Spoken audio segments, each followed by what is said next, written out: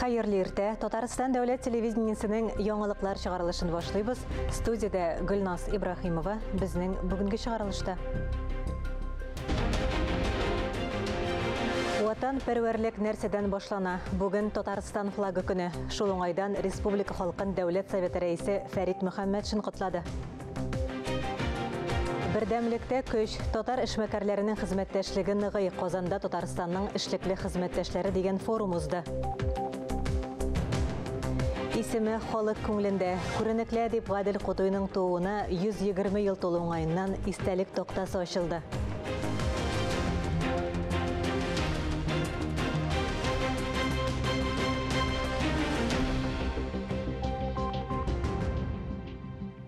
Чыгарылышыбызны һава торышыннан башлыйбыз. Бүген 29 ноябрьдә республикада явым-төшем аз, әмма юлларда бозлавык.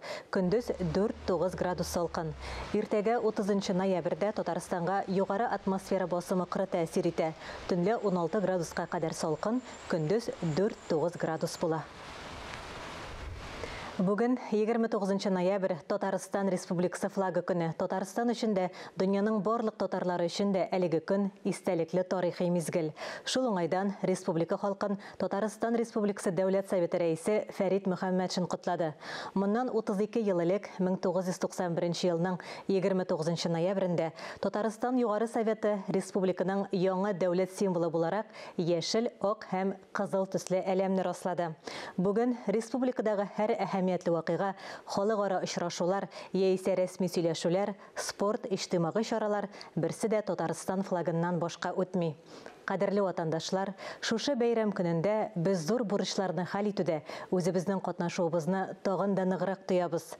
Ышанам, куелган максатларга ирешербез, ватаныбызның бөеклеге хакына барлык ниятләребезне тормышка ашырырбыз, диелә парламент рәисе котлавында. Казанда 16-нчы халыкара Татарстанның эшлекле хезмәттәшләре форумы тәмамланды. Исегезгә төшерәбез, 3 көн дәвамында барган әлеге форум Россия төбәкләреннән һәм чит илләрдән татар эшмәкәрләрен җыйды. Максат бер хезмәттәшлекне ныгыту. Татар халкы бәйрәмдә генә түгел, бәлә-каза килгәчтә берләшә. Әлеге фотосурәтләр шуның дәлиле.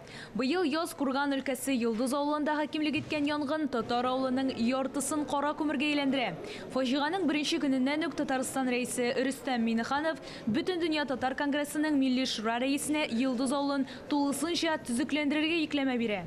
Мин горурланам. Мин татар булганча, аралардан татар, безнең татар халыгы өчен. Birinci сәгатьтән килә башлады ярдәм.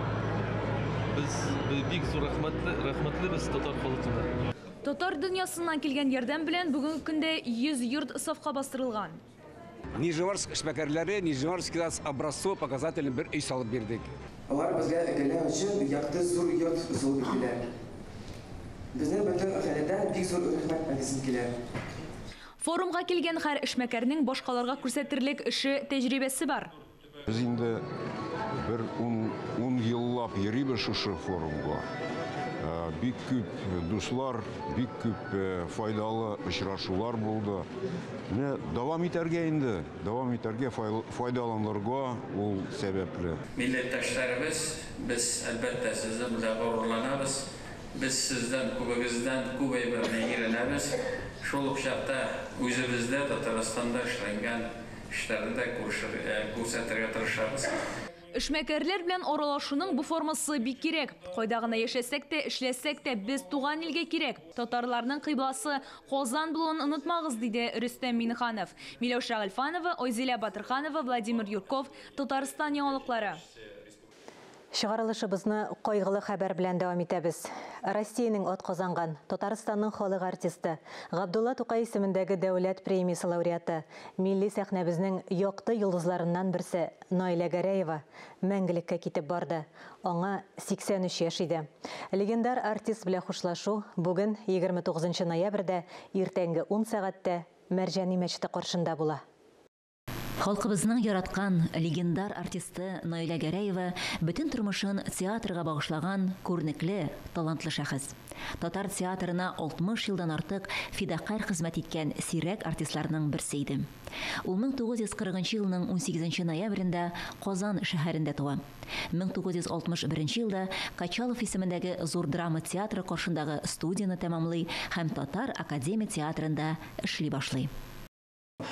Наиля Гәрәева бик көчле һәм бик якты йолдыз булып балкып килеп керде сәхнәгә. 60 елны бугай Рифат Бикчәнтәев һәр пьеса буенча куелган беренче мәхәббәт спектакльне Наиля Хәкимовна яшь кызны әле соңгы курста укыганда 18-19 яшь була, аңа шилтәрәп аккан тавышы, бик матур, янып торган күзләре. Наиля Гәрәева сәхнәгә театр яшь актрисаларга мохтаҗ чагында килә.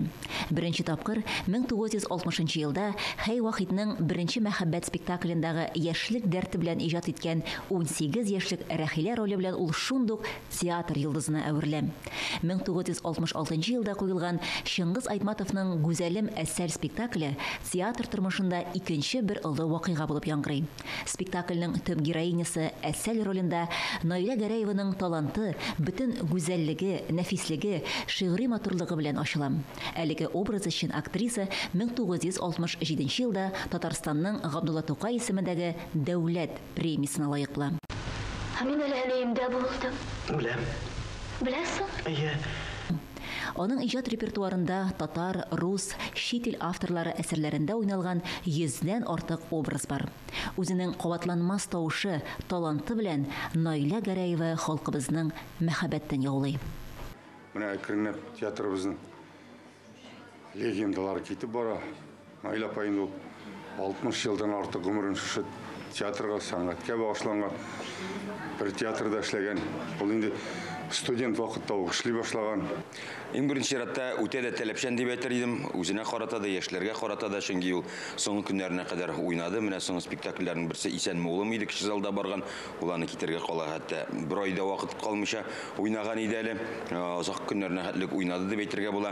Һәм һәр вакыт сезон ачылганда, сезон тәмамлаганда да ул үзенең фикерен һәр вакыт торып басып, исән мин менә сезоннарны яптык, исән мин күрешергә язсын, сезоннарны ачып, исән мин эшләргә язсын дип теләкләрен әйтә торган иде. Һәм һәр вакытта да үз фикерен, үзенең уйлаган сүзен әйтмичә калмый торган таләпчән кеше иде дип әйтәсе килә. Наиля Гәрәева татар халкының иң танылган һәм яраткан сәхнә осталарыннан берсе иде. Аның иҗат һәм тормыш юлы табигать биргән олы талантка һәм сәнгатькә, шулай ук милләткә тугрылык билгесе булды. Халкыбызның мәшһүр артисты Наиля Гәрәеваның якты истәлеге безнең күңелләрдә мәңгегә сакланыр. Эштәге җылылык сакланырга тиеш кешедә. Эштәге кешеләргә карата, дөньяга карата ниндидер бер ягымлылык булырга тиеш. Шулпан Амири, Дина Нәҗметдинова, Ирек Хамидуллин, Татарстан яңалыклары. Мәшһүр татар шагыйре, язучы, драматург, журналист, фронтовик язучы Гадел Кутуйның тууына 28 ноябрь көнне 120 ел тулды. Казанның Мөштәри урамында Гадел Кутуй яшәгән йортта аның яңартылган истәлек токтасы ачылды. Чара язучылар берлеге, дәүләт эшлеклеләре һәм Гадел Кутуйның туганнары катнашында узды. Бір ғасырдан артық вакыт узса да, аның иҗаты хәзер дә актуаль. Әлеге өйдә 1929-1942 елларда яшәгән Гадел Кутуйның мемориаль тактасына тантаналы рәвештә барельеф куелды. Гел яңалык эзләгән, әдәби шигъриятта да, прозада да, драматургиядә да, һәм публицист, тәнкыйтьче, һәм аның основателе көчле оештыручы булган күрәсең, югыйсә аны мәдәният министры вазифасына тәкъдим итү булмаган булыр ул чорда. Без инде әгәр дә менә милләтебезне, телебезне саклыйбыз дип сөйләшәбез, әлбәттә аның өчен тырышкан, хезмәт иткән шәхесләребезне барларга истәлекләрен аларны хәтерен яңартырга кирәк. Гадел Кутуйның татар әдәбиятына алып килгән яңалыклары күп. Шулардан берсе иң беренче татарча футуристик әсәрләр. Кумиры Владимир Маяковский була. Татар әдәбиятына үзенең исемен алтын хәрефләр белән язган әдип 20-нче елларда ул йолдыз кебек атылып килеп керә татар шигъриятының күгенә, Хәсән Туфаннар, Хали Такташлар, Кави Нәҗмиләр белән бергә. Қанатланып ижат еткенде Гадир Кутуйның қанатын сындыралар. Душманнар аңа җидегәннәр төркемендән дип яла яга. Шагыйрь кире сугышка китеп, туган ягына кире кайта алмый. Суык тиеп, госпитальдә яшьли жан бирә. Biz җиргән сукмакларны капламасын үләннәр. Яз кайтмасак, күз кайтарыбыз. Сез күтүгез, сөйгәннәр. Ул бик күп яшьләргә тапшырылмаган хатлары аша юаныч булды. Ул сагыну кебек нәселләр аша ватанны яратырга өйрәттүк димим инде. Яратырга өйрәтү булмыйдыр, ләкин ватанга булган мәхәббәтеңне танырга һәм аның зурлыгын аңларга өйрәтте. Мемориаль токтаның авторы сынчы Рөстәм Габбасов. Монда аның тормыш эпизодлары инде. Монда ул радиода диктор булып эшли башлаган. Монда Казанга килгәч. Бик озак рецензент булып ташланган театрда драматург та, шуңа күрә монда театрда бар, монда укытучы булып ташлаган, укучылары да бар монда. Гадир Кутуй халкыбыз өчен кадерле исем. Аның мирасын саклау безнең бурычыбыз. Миләүшә Гыйльфанова, Ирек Хәмидуллин, Татарстан яңалыклары. Әдәбият темасын дәвам итеп, Владимир Путин Машук яшьләр форумында белдергәнчә, Совет чорында милли телләрне саклау буенча махсус программалар булуын белдерде. Хәзер, әлбәттә, буларның барысында заманча яңа нигездә торгызырга кирәк. Бик мөһим мәсьәлә, чөнки һәр елны дөньяда бик күп телләр юкка чыга, әдәбият юкка чыга. Шушы көннәрдә Буа шәһәрендә мәктәптә һәм югары уку йортында туган якның экологик торышын өйрәнү эшчәнлеген оештыру дип аталган 5нче халыкара фәнни-гамәли конференция булып узды. Әлеге чара Мулла Нур Вахитов исемендәге гимназиядә оештырылды.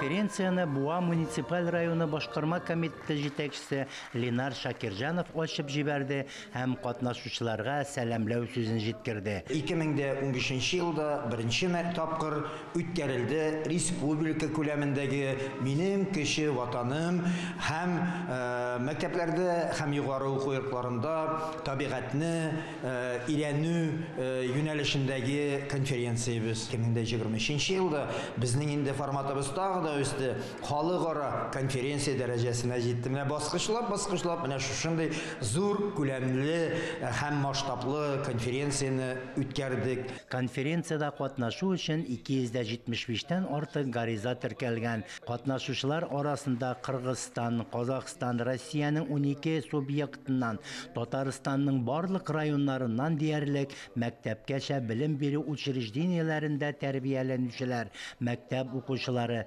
мәктәпкәчә учреждениялар укытучылары, урта һәм югары белем бирү учреждениялары педагоглары бар иде.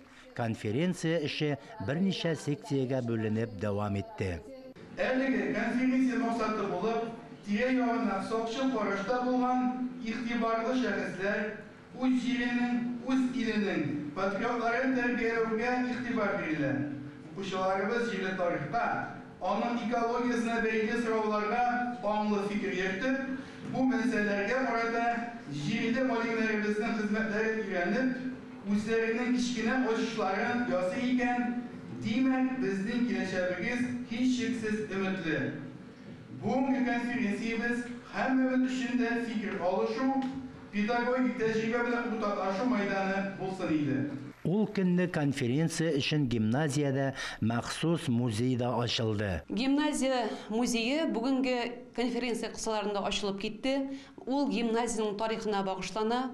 1922 елның 10 октябрендә гимназиябыз 27 бала белән үзенең эшен башлап җибәрә. Бу музейның оешуы балаларга патриотик тәрбия бирү, үткәнебезне онытмау, киләчәгебезгә матур хыяллар белән бару өчен кирәкле эш дип саныйм. Конференция эшенең нәтиҗәсе булып, катнашучыларга төрле дәрәҗәдәге дипломнар, мактау кәгазьләре, кыйммәтле бүләкләр тапшырылды. Конференциядә катнашучыларның мәкаләләре җыентыгын чыгару турында да карар кабул ителде. Фәннур Хәсәнов, Искәндәр Төмәнев, Татарстан яңалыклары өчен Буа шәһәреннән. Эфирда яңалыклар программасы дәвам итәбез. Яшәү дәүрендә тормыш мәгънәсе турында еш уйланып, үз-үземә миннән башкаларга нинди файда бар дигән сораулар бирәм. Шундый уйлар кешеләрне башкаларга ярдәм итәргә итерә дә инде дип белдерде Надежда Ермолаева, гаилә кыйммәтләренә ярдәм итү үзәге эшчәнлегенә багышланган түгәрәк өстәлдә. Оешманың еллык нәтиҗәләре белән хәбәрчебез Мөршидә Җиһан да танышып кайтты. Түгәрәк өстәл утырышында коммерцияле булмаган оешма итеп теркәлгән ышаныч, өмет һәм мәхәббәт үзәге эшчәнлегенә һәрдаим хәер хаклы район җитәкчелеге, Казан белгечләре, дин әһелләре, көмеш волонтерлар, мөмкинлекләре чикле балаларны тәрбияләүче аналар катнашты. Безнең Аллага шөкер 10 елдан бирле шундый оешмабыз төзелде. Менә инде бик абруйлы бик булган җитәкчебез алып бара, Надежда Анатольевна дип йөрибез инде без аны. Ел дәвамында без матур иттереп очрашып, аларга күпмедер дәрәҗәдә ярдәм итеп, төрле өлкәдә эшләр, уеннар оештырып, балаларына күп милләтле районыбызда бит инде төрле гаиләләр бар. Эшләгән эшләргә нәтиҗә ясау ел ахырында гадәти хәл. Гадәти булмаганы бер тәүлек эчендә дә сөйләп бетерә алмаслык хисап. Ярый әле аның шактый өлеше экран аша тәкъдим ителде. Димәк, Кайбыш районында гаилә кыйммәтләрен саклауга ярдәм итү эше елдан-ел яңа юнәлешләр ала, тармаклана һәм гаиләләргә игътибар, ярдәм арта. Наш центр работает. Безнең оешма төрле юнәлештә эшли, төрле булса да барысы да гаилә кыйммәтләрен саклауга барып тоташа. Аеруча күп балалы, сәламәтлеге чикле балалар тәрбияләүче, тормышта кыен хәлдә калган аз керемле гаиләләр белән эшлибез. Мәдәни чараларда консультацияләр, тренинглар уздырабыз. Аларны үткәрү чыгымнарын Татарстан Республикасының коммерцияле булмаган оешмаларга бирелә торган грант ярдәмендә каплыйбыз. Әлбәттә, район хакимияте дә булыша. Соңгы грантлары ата-ана булучыларга һәм балачакка ярдәм дип атала. Моннан тыш әлеге оешма семинарлар, гаиләләрдә ныклы уңай эмоциональ элемтә урнаштыру өчен психологик тренинглар үткәрә. Төрле өлкәдәге специалистлар чакырылды. Мин мәсәлән 2 тапкыр катнаштым психолог буларак. Мин күп балалы гаиләләр белән эшләдем һәм инде икенче юнәлеш ул гаиләләр авыру балалар. Күп кырлы эшчәнлек нәтиҗәсендә әлеге оешма һәм аның җитәкчесе күптән түгел Татарстан рәисе премиясенә лаек булды. Әлбәттә, әлеге оешмага Кайбыш районының әти-әниләре дә рәхмәтле. Хотелось бы мне выразить... Бик зур рәхмәт әйтәм барлык әти-әниләр исеменнән. Мин авыру бала тәрбиялим. Безнең өчен махсус бәйрәмнәр оештырып, күңелләребезне күргәннәре өчен үзләренә дә уңышлар насыйп булсын. Кайбыш районындагы кебек гаиләләргә өмет уты бирүче социаль юнәлешле оешмалар күбрәк булсын иде. Мөршидә Җиһан, Ринат Сәхипгәрәев, Татарстан яңалыклары. 100 елдан артык кабатланмас тарихы булган Буа дәүләт драма театры әледән-әле яңа премьералары, яулаган бүләкләре белән үзе турында гел искәртеп тора. Шушы көннәрдә генә театрның җитәкчесе Татарстанның халык артисты Мәскәүдән чираттагы бүләге белән кайтты. Шул хакта тулырак сөйләү өчен без аны студияга кунак итеп чакырдык.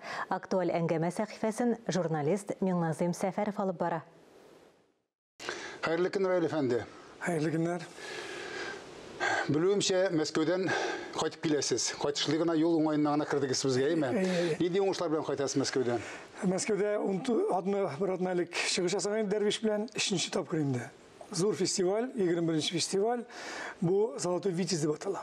Мұны енді иштырушылар Русский православный церковь, көз алдына кетіргіз Никита Сергеевич Михалков, Соломин, Малый театр, андан соң енді шулар Бурляев. Бұл зур фестиваль, шуның арбитсына дәрвиш, мұсылман, просветители турында енді, бұл деп әйтегенді. Бұған шыққан дин әқілі турында енді, әлі нендегіне дин әқілі турында. Шушы спектакльні мақсус алдылар Владимирда көріп. Владимирда бітәлі башқала ясы. Шында көріп жатып алдылар еді. Мұнда енді биктер жаттылар, мен алтын диплом берділер. Шул қанатlanып, шуннан қайтып келіш. Теге неше келіп шығайын, мен бірләштіруші сыма келіп шығайын. Менің анда шындай эпизод бар дәрвиштен. Мен теге дәрвиш болып бей башlayayım. Зикірлер әтіп, ла илах иллаллах деп. Мен Мәскәу ортасында шул зикірді штаб қырайткен кішінде. Қар бір төбәкінің, қар бірінің өзінің геройлары бар, өзінің шындай кім біле мақтанылы кішілер бар. Шуңа кырылган безнең һәм алар ничектер теге маяк булып бүтәннәрне шакыра эшләтә торган факторларның берсе. Мотиватор. Менә бу дәрвиш спектакль белән, менә спектакль белән бит инде беренче генә баруыбыз түгел, белүемчә Мәскәүгә. 3нче тапкыр дип әйттегез, Мәскәүдә 3нче тапкыр менә. Ничек кабул итә Мәскәү тамашачысы? Искитмәле. Менә заллар тулы иде. Без белән армия театр армияда уйнадык. 1 ноябрь көнне. Мин менә 2нче тапкыр уйнадым инде менә ноябрь аенда гына. Гомумән сентябрь аеннан башлап мин 8 фестивальдә булдым дәрвиш белән. Шуның берсе Казакстанда, Кокшетау шәһәрендә, Екатеринбург, Челябі, Кудымкар, Мәскәү, мен теге санамаганнар барды. Бу дәрвиш бит инде мин монда 5 куянны үтергән сымак идем мине. Теге алай әйтергә дә түгелдер. Чөнки беренчедән мин популяризация итәм безнең буаны, театрны, ана шушы безнең бик мөселман дөньясында чыккан шушы шәхес. Буада туып үскән шулай. Миңа бит аны мөфти әйтте, Камил хәзрәт бик акыллы ясы, мин аны бик хөрмәт итәм, яшь булуына карамастан бик тирән белемле һәм фикерле кешеләрнең берсе. Ул әйтә, менә без тегендә укыдык Төркиядә аның ул язып калдырган китаплар буенча кайбер неләрне, фәннәрне.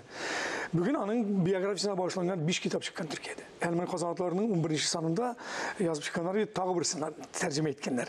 Арабчадан. Без яңа гына кайтабыз ул. Әле яңа гына буа менә безнең буаның башлыгы Камардинов, Ранис Рафис аны тарафыннан финанслап Рашид Маликов тавышына язылып, биографиясы, тулы биографиясы кергән, менә шу көндәлекләрнең кайбер эпизодлары кергән. 3 китап чыкты. Хәзер инде без Урам исемен кайтарырга исәп, ул яшәгән мәдрәсәне төзекләндерүгә инде аның музейын булдырырга кирәк. Чөнки мин бит инде мен әйттем, төбәкләр турында һәрбер төбәкнең үзенең герое бар. Бездә инде ул менә бу аягында тәтешнең үзенекләр бар. Шөпрәлнең үзенеке бездә ул беренчедән ул Баки Урманчы, татар шушы рәссам мине рәсем сәнгатенә салучы берсе. Икенчесе Нургали Хасап, өченчесе без менә бер шахи идебез инде. Урымчы дәүләтенең башлыгы Мавзудинның төш милләтләр буенча киңәшчесе булган кеше. Шушы бу зурлардан гына әле. Зурлардан. Бу бит төбәк бу әле республиканың татарның үзенең бер языкашы булса, безнең ул горурлыгыбыз. Бу театр танылып кына калмады, үсештә дә белүемчә. Менә яңа бинага күчәргә җыенасыз. Аллаһ теләсә. Бу менә әйтеп бу әкият. Беренче мин бик рәхмәтле теге җитәкчеләрне мактарга тиешләр инде. Шулай менә кем җитәкче булуга карамас. Эшләгән җитәкчеләрне. Дөрес фикер. Чөнки бөтен менә Татарстан впереди планетасы дибез бит инде. Без бит аны реаль барып күргән кешеләр. Біз регионларны чагыштыра торган кешеләр. Без Якутиядә чыгыш ясадык, Калининградта чыгыш ясаган кешеләр. Без Чечняда чыгыш ясаган кешеләр. Новороссийскида, Липецкида кискитмәле. Менә ул бүгенге менә шушы дөньяның динамикасына туры китереп эшли торган безнең рәис бар. Бит Рөстәм Нургалиевич. Аның тыңгысызлыгы инде беренчедән. Безгә федераль акча һәм Татарстан акчасы белән бергә теге саллап, аны куәтләп, еллар эчендә әкият бинасы салып бирделәр. Бу бит инде безгә тәнче инде менә ничек тутырырсыз инделәр. Беренче ул мәхәббәт бина. Аны тутыру инде анда бөтен буаның бөтен дигән чаралары, кунаклар каршылап, фестивальләр үткәргәндә бездә бер идек не. Без металл теге бинаны кая куясыз диләр хәзер. Мин инде 2 елдан бирле сөйләшеп алып барам Образцов театры белән, балалар театры. Чөнки Сергей Владимирович Михалковның гимн авторының шундый алтын сүзләре бар. Сегодня дети, завтра народ. Менә шушыларны балалар бакчасына тәрбияләп, театр аша үткән бала, ул җинаятькә аның баруы театрга алмаш әзерләргә, әйме? Алмаш әзерлибез. Балалар Курчак театрында бит ул бик дефицит. Казанның миллион ярым Казанга бер Курчак театры бар. 250 урынлык ни белән. Шуңа күрә анда эләгүләр авыр. Бу бит инде кытлык бар монда. Амин, шулай булсын, алга таба уңышлар юлдаш булсын. Амин. Исәнлектә күрешик. Амин. Хөрмәтле телевизор караучылар, берничә минуттан эфирыбызны Хәерле көн Татарстан тапшыруы дәвам итә. Тапшыру турында тулырак Эльза Әхмәтҗанова таныштырыр. Без аның белән элемтәдә. Эльза, хәерле көн. Исәнмесез Гөлназ, хөрмәтле телевизор караучылар. Республикабызның театр сәнгате киң җәмәгатьчелек зур югалту кичерә. Камал театрының легендар артисткасы, Россияның ат казанган Татарстанның халык артисты Найля Гәрәева арабыздан мәңгелеккә бакый дөньяга күчте. Бу турда хәбәр кичә килеп иреште. Тамашачы күңеленә йөзләгән образлар белән кирип калган Найля ханым соңгы сулышына кадәр яраткан театрына, тамашачысына тугры булып кала белде. Найля ханымга багышлап 80 елы уңайыннан без тапшыру әзерләгән идек. Шуны кабатлап тамашачыларга тәкъдим итәсебез килә. Рәхмәт, Эльза. Бүгінгі шығарылышыбыз тәмам. Біз яңалыклар иҗат төркеме сау булашабыз. Үзегезне һәм якыннарыгызны саклагыз. Исән, имин булыгыз.